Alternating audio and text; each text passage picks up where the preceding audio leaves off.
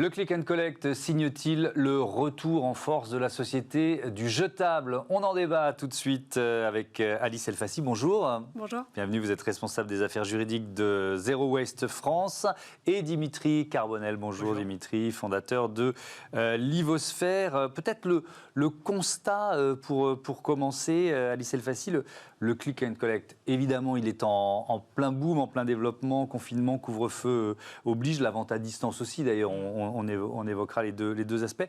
Avec quelles conséquences environnementales? On ne peut peut-être pas donner des chiffres, c'est trop tôt, mais déjà, qu'est-ce qu'on peut imaginer? Qu'est-ce qu'on voit à l'œuvre? Effectivement, il est un peu tôt pour donner des chiffres. Par contre, ce qu'on sait déjà, c'est que, évidemment, le jetable a explosé avec l'explosion du recours à la livraison, de la vente à emporter, de la livraison à domicile, etc. On sait qu'il y a à peu près 3 à 4 emballages par livraison. Par exemple, si on parle de la nourriture, 3 à 4 emballages, c'est autant de plastique à usage unique, de carton, papier à usage unique aussi parfois, mais souvent recouvert d'une couche de plastique, qui vont être enfouis, qui vont être incinérés ou qui vont être recyclés, mais en petite partie et avec beaucoup d'impacts environnementaux aussi associés. Dimitri, effectivement, quand on reçoit les uns et les autres, voilà ce qu'on a commandé, quand on va chercher ce qu'on a commandé, on est souvent confronté à ça. Plus de plastique à usage unique, plus d'emballage, c'est ça le constat? Oui, et puis je pense qu'il y a une vraie réflexion qu'en tant que consommateur ou quand d'entreprise qui délivre, il y a 5 questions à se poser. On l'appelle les 5 R. Première chose, c'est de refuser de l'emballage. C'est notamment plutôt prendre des pommes bio plutôt que, par exemple, un conditionnement avec une salade de fruits. C'est réduire les emballages. Ensuite, derrière, il y a réutiliser. Donc, c'est la consigne, par exemple. Quatrième point, alors si vraiment on n'a pas d'autre choix, c'est utiliser des éléments qui sont recyclables ou potentiellement remettre en terre, c'est compostable. Si, par exemple, les entreprises et les consommateurs ont cette grille d'analyse, on pourra parvenir à réduire la quantité de jetables qu'il y a dans le click and collect ou la vente à distance. La vente à distance, elle a encore plus de conséquences que le click and collect? À mon avis, oui, en termes de volume, parce qu'il y a plus de ventes à distance que le click and collect. Après, il y a des choses qui sont assez similaires. Malgré tout, dans un click and collect, on va dans un magasin, donc potentiellement, on pourrait par exemple faire plus de consignes, peut-être plus facilement. C'est pas la même chose. On peut préparer des choses, alors que la vente à distance, souvent en plus, c'est de l'alimentation qui est rapide à manger, et après qu'on va jeter derrière dans ces détritus. Alice Elfassi, est-ce que c'est inéluctable que la vente à emporter, la vente à distance soit associée au jetable à ce point? Alors non, ce n'est pas inéluctable. Je pense que le jetable, dans une période de crise sanitaire, encore plus rassure parce qu'on se dit que c'est plus hygiénique que le plastique à usage unique. Ça va nous protéger du virus. C'est vraiment une erreur, et je pense une erreur de communication aussi de la part des autorités gouvernementales et sanitaires, parce que en réalité, le virus va rester sur du plastique. C'est démontré que c'est même un des matériaux sur lesquels le virus résiste le mieux. Donc non, c'est pas du tout inéluctable, et on peut par exemple penser, comme le disait Dimitri, à des solutions de réemploi, des solutions de consigne qui peuvent être mises en place et être tout à fait économiquement viables, et qui permettraient de réutiliser les contenants et de lutter contre l'usage unique, même dans la vente à emporter. Oui, alors justement, parce que c'est un mode de consommation qui s'installe pour longtemps, hein, on en est tous conscients. Donc quelle solution vous préconisez chez Zero Waste France? Chez Zero Waste France, on préconise le réemploi des emballages plutôt que l'emballage à usage unique. Qu'on parle de plastique ou de carton, dans tous les cas, l'usage unique, c'est quelque chose de délétère qu'on cherche à combattre. Donc le réemploi des emballages, ça peut passer par des dispositifs de consigne, comme en parlait Dimitri. Des dispositifs de consigne qui peuvent être mis en place, du coup, avec une somme que le consommateur reversera en retournant son emballage. Oui, mais l'emballage qu'on réutilise, il y a quelques sociétés qui proposent ça. J'imagine que ça pèse pas grand-chose sur le marché de la vente à distance. Pour l'instant, ça ne pèse pas grand-chose. Là, on est dans une situation où les acteurs de la restauration livrée commencent à prendre des engagements en la matière. On l'a vu hier avec des engagements volontaires du secteur de la restauration livrée qui se sont engagés à réduire les plastiques à usage unique et à expérimenter des solutions de réemploi, notamment via des dispositifs de consigne. C'est des engagements qui ont été pris avec le ministère de l'Environnement hier. Donc nous, on salue quand même ces engagements volontaires qui vont vers du mieux, vers plus de réemploi, vers moins d'usage unique. Après, le problème, c'est que ça reste des engagements volontaires.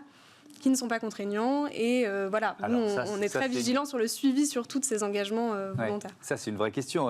Dimitri, vous travaillez en ce moment avec le Shift Project de Jean-Marc Jancovici sur des amendements au projet de loi climat et résilience. Est-ce qu'il faut passer par la loi pour réduire justement l'impact des emballages, de l'usage unique dans l'univers de la vente à emporter, de la vente à distance? Alors effectivement, je suis shifter dans le Shift Project, donc je travaille sur ce qu'on appelle le plaidoyer sur la loi climat et résilience. Et la loi, aujourd'hui, effectivement, on la prend comme restrictive. En fait, elle peut être au contraire un levier vraiment d'innovation. Passer vraiment de l'écologie punitive à l'écologie, je dirais, créative.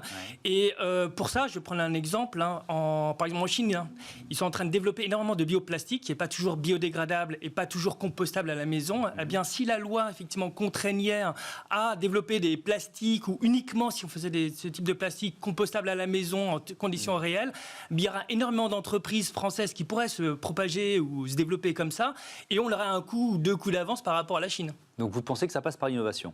Et disons que ça passe effectivement par l'innovation aussi bien en termes de produits, mais aussi en termes de processus. La consigne, s'il y a des processus pour que ça soit le plus simple et le moins cher aussi possible, aussi bien pour l'entreprise, pour le consommateur. C'est les deux éléments. Mais l'innovation permettra effectivement de ça. Et la loi est un levier pour ça. Ouais. Est-ce que vous êtes d'accord avec cette idée? Ou est-ce que c'est d'abord, vous êtes plutôt vers plus de restrictions et... Oui. Plus de restrictions, moins d'innovation, c'est peut-être ce qu'on pourrait dire. Non, c'est pas moins d'innovation, simplement le sujet autour des bioplastiques, c'est un sujet un petit peu délicat, parce qu'on voit que c'est un terme qui est très dévoyé, qu'on emploie très souvent, on ne sait pas trop pourquoi finalement, est-ce que ça veut dire compostable, est-ce que ça veut dire biodégradable, mais biodégradable sous combien de temps? Et finalement, si ce sont des plastiques qui vont dans la poubelle de tout venant avec le reste, ça va être des plastiques qui vont être enfouis ou incinérés comme le reste. Donc nous, on n'est pas forcément, même pas du tout pour le développement de ce type de matériaux.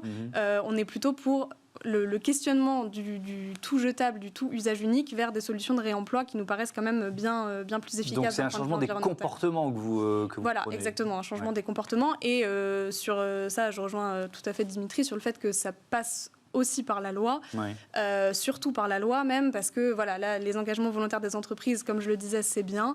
Après, on va être vigilant sur le suivi, parce que rien ne vaut une réglementation contraignante pour vraiment amorcer un changement des mentalités et une réduction des impacts environnementaux. Oui, juste pour répondre, effectivement, premier point, c'est vraiment de refuser, de réduire au maximum. C'est surtout pas de commencer à faire du bioplastique partout. En revanche, dans certains nombres de cas, parfois on n'a pas énormément le choix. Et, il faut...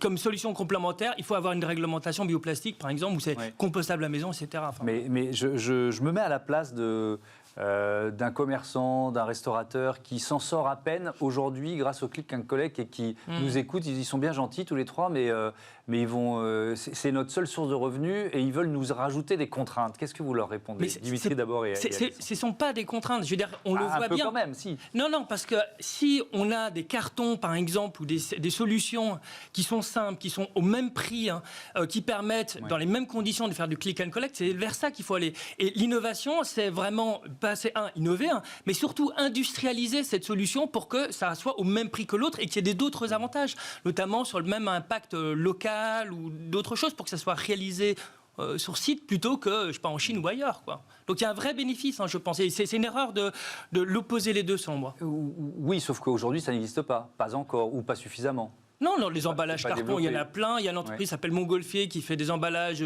compostables. Il y a plein de solutions. Il faut juste les trouver. Donc il y a des solutions. Est-ce qu'il ne faut pas plutôt être incitatif que coercitif? Je reviens vers vous.